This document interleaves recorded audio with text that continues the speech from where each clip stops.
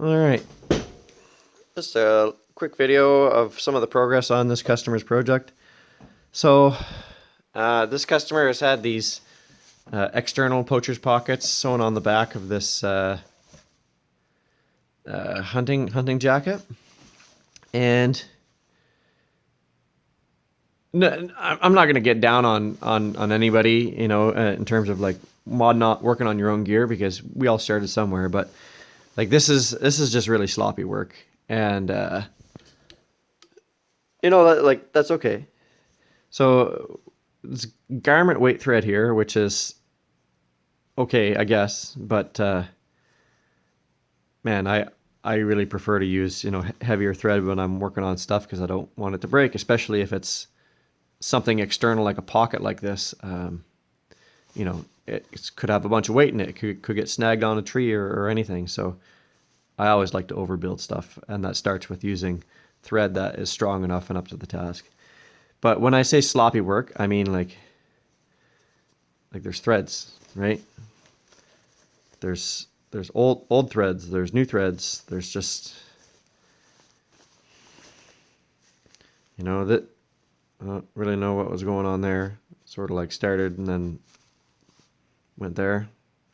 Anyways, so what I'm going to do for this customer is I'm just going to not redo it. I'm going to leave it in place. I'm just going to go over it with some bonded nylon in the appropriate color that matches the original thread. And yeah, like look at this. It's just sloppy. So little note to people who sew for other folks out there: just clean up your work, because yeah.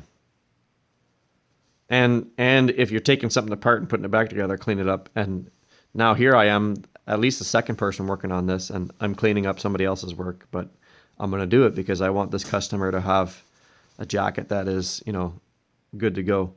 So it's just some of the other things I'm going to do. So right here we had a snap fail, and a new snap was put in, and that snap also failed. So I put in an anorak type snap, which it matches in style. It's not the exact same size or cap type, but it's going to perform the same way. When the customer reaches to open this pocket and they reach right in the middle, well, it's just going to open up, and it's going to feel the same as if they were opening up a pocket that hadn't had snap serviced.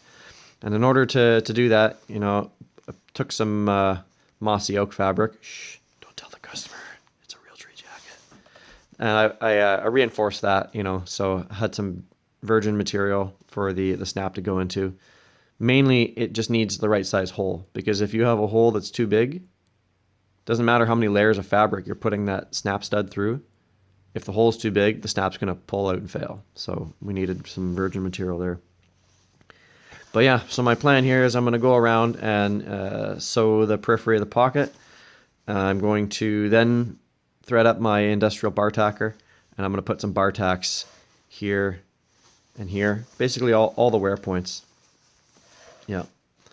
And like, I don't know what the other sewist did in like assembling or making these pockets, but like presumably these came from the same jacket. This one has this bellow that's open, and then you see like thread that's or a seam that's being stretched and pulled apart there and up there.